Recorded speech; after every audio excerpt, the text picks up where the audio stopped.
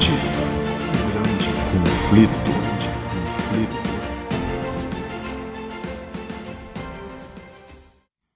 Ao longo dos séculos, a Bíblia foi dissecada. Ela foi posta em dúvida e também descartada. Foi acorrentada em mosteiro, queimada em praça e também rasgada. Os crentes, estes foram ridicularizados, presos e martirizados. Mas, no entanto, a palavra de Deus prevaleceu. A igreja medieval perseguiu fiéis, contudo a Bíblia iluminou as trevas quando William Tyndale foi julgado por sua fé. E perguntaram quem o havia ajudado a espalhar a Bíblia. Ele respondeu, o bispo de Durham. Então os juízes ficaram chocados. Como assim? Tyndale explicou que o bispo havia comprado um lote de exemplares da sua tradução da Bíblia. E o queimou publicamente. O bispo não sabia que estava ajudando a causa da verdade, pois havia comprado as Bíblias a um preço alto. E sendo assim, com a compra, Tyndale imprimiu muito mais Bíblias do que aquelas que foram queimadas. O estudo da semana, eu e você veremos um dos ataques mais cruéis às Escrituras e à fé cristã. Na Revolução Francesa, o sangue fluiu nas ruas da França. A guilhotina foi montada na Praça de Paris e milhares foram mortos. O ateísmo se tornou a religião do Estado. Mas, no entanto, o testemunho da palavra de Deus não pode ser silenciado. Seja muito bem-vindo ao estudo da semana, As Duas Testemunhas. O texto para a nossa meditação hoje se encontra em Isaías 40, verso 8. Então, abra sua Bíblia e você é nosso convidado a participar do nosso estudo da semana. Você está no canal da Esperança, o programa é Manhã com Jesus. Estou com minha Bíblia aberta aqui, Isaías 40, verso 8. Olha o que diz aqui. Seca-se a erva e cai sua flor, mas a palavra do nosso Deus, ela permanece eternamente. Louvado seja Deus, bendito seja Deus por isso. Amém? Amém. Ao longo dos séculos, o inimigo de Deus, ele sempre tentou ofuscar ou destruir completamente a palavra de Deus. A razão para o ódio contra as Escrituras é que ele sabe que a Bíblia não é um livro qualquer, não é um livro comum, pois nela o leitor encontra as palavras da vida. Foi nelas que você encontrou a paz que você precisa, o amor de Deus, a revelação de Deus para a sua vida, não é verdade? Mas durante a Idade Média, Satanás usou lideranças religiosas para acrescentar livros à Bíblia. Você já deve ter ouvido falar dos livros apócrifos. E para proibir também a leitura da Bíblia por parte do povo comum. Assim as pessoas teriam que obedecer cegamente, unicamente a tudo quanto a igreja dissesse, e não tirar as conclusões por si mesmo. Usando a analogia de cabo de guerra, nós podemos dizer que a igreja puxou tanta corda para um lado que ela arrebentou no que ficou conhecido como a Revolução Francesa. Entretanto, como um movimento pendular, quando a corda arrebentou, a Revolução Francesa foi para o completo oposto da religião e também da fé. As perseguições infligidas pela igreja durante a Santa Inquisição fez com que as pessoas clamassem por liberdade. O grito de liberdade se consolidou na Revolução Francesa. Mas, infelizmente, esse movimento ele veio acompanhado de libertinagem, ateísmo e todas as ideologias humanistas. E quem sofreu mais em ambos os períodos? Lógico, a Bíblia. Ela havia sido escondida e usada como instrumento para causar terror e pânico na população durante a Idade Média. Agora, durante a Revolução, ela foi rejeitada e odiada pelo ateísmo revolucionário francês. Felizmente, a palavra do Senhor não ficaria prostrada. Ela despontaria para cumprir o seu papel no fim da história terrestre. Eu gostaria de, nesse momento, ler com vocês Zacarias 4, 2, 3, verso 11 e verso 14 também. Acompanhe comigo essa leitura, olha o que diz aqui nesses textos. E disse-me, que vês? E eu disse, olho eis que vejo um castiçal de todo de ouro, e um vaso de azeite no seu topo, com as suas 7 lâmpadas, e 7 canudos, um para cada uma das lâmpadas que estão no seu topo. e por cima dele 2 oliveiras, uma à direita do vaso do azeite e outra à sua esquerda. Respondi mais, dizendo-lhe: que são as 2 oliveiras à direita e à esquerda do castiçal? Então ele disse: estes são os 2 ungidos que estão diante do Senhor de toda a terra. Zacarias 4, 2, 3, 11, verso 14. Vou permanecer com minha Bíblia aqui em mãos. Quando nós ao identificar as 2 oliveiras, os 2 ungidos, escrito aqui em Zacarias, tem sido tema de estudo de muitos teólogos ao longo dos anos. Nós, adventistas do 7º dia, temos uma interpretação bastante coerente conforme se apresenta no comentário bíblico Adventista do 7º dia. Eles são descritos como estando juntos ao Senhor. Nos simbolismos, as oliveiras forneciam óleo para as lâmpadas. O óleo é um símbolo do Espírito Santo. Aí se encontra no verso 12. Os ungidos, portanto, representam os instrumentos celestiais pelo meio dos quais o Espírito Santo é concedido aos seres humanos que são completamente consagrados ao serviço. A missão dos 2 ungidos é comunicar luz e poder ao povo de Deus, como diz Ellen White. Espera-se que aqueles que recebem o dom celestial comuniquem essas bênçãos aos outros também. João, o revelador, também menciona 2 oliveiras. Estabelece um paralelo entre as 2 oliveiras e os 2 candeeiros que se acham em pé diante do Senhor da terra. Apocalipse 11, verso 4, você encontra essa referência. Por meio desses símbolos, ele identificou que as 2 testemunhas representam as escrituras do Antigo e também do Novo Testamento. Conquanto, numa aplicação imediata de Zacarias, o significado dos símbolos aplica-se possivelmente a Zorobabel e a Josué.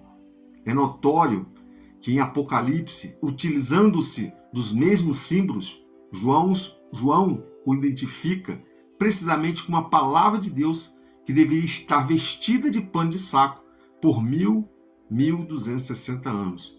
E no fim desse período, deveria ser mortas. Como bem observado nas lições anteriores, nos estudos anteriores, a Bíblia permaneceu quase inteiramente fora do alcance da população durante a Idade Média.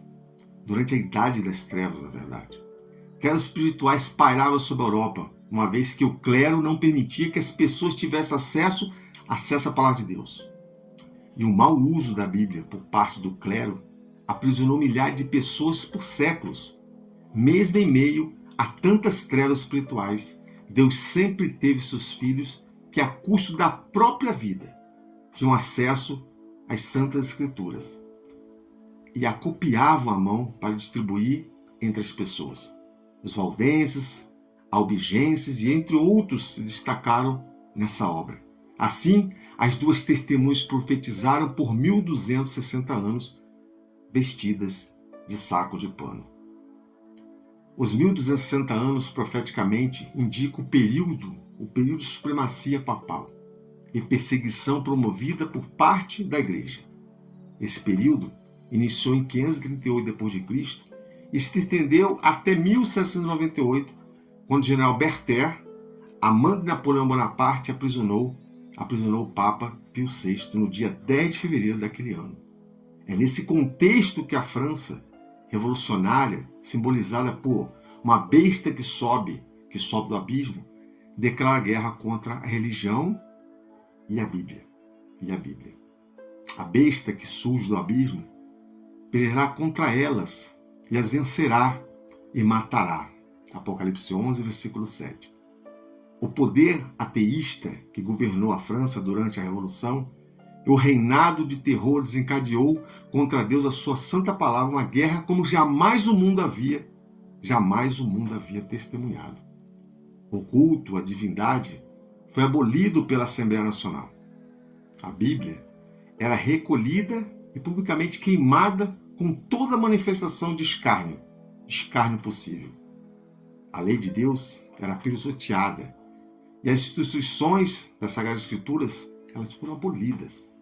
O dia de repouso, o sábado semanal, foi posto de lado. Em seu lugar, cada 10º de dia era dedicado à orgia e à blasfêmia. O batismo e a comunhão foram proibidos, e anúncios asfixiados visualmente nos cemitérios declaravam que a morte era um sono eterno. A que ponto chegou, né? A França incrédula fizera silenciar a voz reprovada das duas testemunhas de Deus. A palavra da verdade permaneceu morta em suas ruas. E os que odiavam as restrições e exigências da lei de Deus estavam contentes. As pessoas politicamente desafiaram o Rei dos Céus. A França se tornou o primeiro e único país do mundo a declarar em Constituição que Deus não existe. Olha que ponto chegou. Em toda a devassidão que aquele período trouxe, eles elegeram uma mulher como deusa da razão e a apresentaram desnuda na Catedral de Notre Dame, onde houve as mais baixas licenciedades entre o povo. O período crítico da Revolução Francesa, que durou 3 anos e meio, passou. Entretanto, as ideias iluministas, teístas e humanistas que surgiram naquele período vigoram até os nossos dias de hoje na sociedade ocidental. O ateísmo continua sendo um dos grandes desafios para a pregação, um grande desafio da pregação do Evangelho, sobretudo nos países mais ricos da Europa. A profecia do Apocalipse apontava para um período de 3 anos e meio em que as duas testemunhas seriam mortas, exposta em praça pública. Essa profecia cumpriu-se exatamente no período da Revolução Francesa. Passados 3 anos e meio, a profecia indicava que seria ressuscitada para o espanto dos seus algozes. Após o período tenebroso da Revolução Francesa, houve uma explosão de obra missionária. E como nunca, a Bíblia foi impressa em larga escala, por todo o mundo. Após esse período surgiram as sociedades bíblicas e os grandes avivamentos tiveram seu lugar na Europa e nos Estados Unidos. Hoje, a Bíblia é o livro mais traduzido e vendido no mundo. Louvado seja Deus por isso. Isso mostra o cuidado de Deus e a certeza de que as profecias sempre serão cumpridas, pois aquele que falou, jamais falhará. Amém? Então diga amém onde você está. E para a gente terminar, eu gostaria de dizer o seguinte para você. Mesmo diante das muitas perseguições contra a palavra de Deus, promovida pelo inimigo da verdade, ela sempre triunfou. Os esforços de Satanás para subverter e destruir a Bíblia sempre foram fracassados. Amém mais uma vez. Deus nunca permitiu que o livro que contém as verdades da salvação, ficassem completamente escondidos da humanidade. Como nós vimos, a Bíblia sofreu perseguições quando a besta que subiu do mar, representada pelo papado, estava no controle, e continuou sofrendo quando a besta que subiu do abismo, representada pelo ateísmo, subiu ao poder. Fosse pela região ou pela falta dela, a palavra de Deus sempre foi alvo de perseguição do diabo e seus anjos. Conquanto homens usados pelo inimigo tenham tentado fazer com que a Bíblia desaparecesse, ela permaneceu até hoje e continua mais atual do que nunca. Deus cumpriu sua promessa. Seca-se a erva e cai a sua flor, mas a palavra do Senhor permanece eternamente. Amém? Vamos orar. Bondoso Deus e querido Pai, louvado seja o seu nome, porque a sua palavra, ela não é apagada, ela não é escondida, ela se cumpre na nossa vida. Ao longo da história vimos as perseguições, vimos pessoas que trabalharam por ti, dando a própria vida pela essa palavra.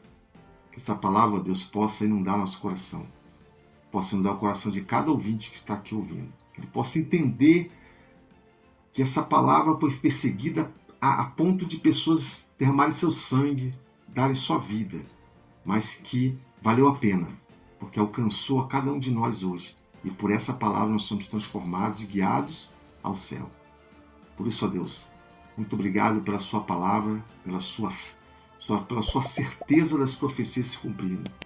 Muito obrigado porque tu és fiel e queremos também ser fiel a ti. baseado nessa sua palavra. Cuide de nós, nos dê uma ótima semana, em nome de Jesus. Amém, amém, amém. Próxima semana nós vamos estudar Motivados pela Esperança. Que Deus seja contigo nessa semana, esteja preparado para o nosso próximo estudo na próxima semana. Amém? Forte abraço, até semana que vem.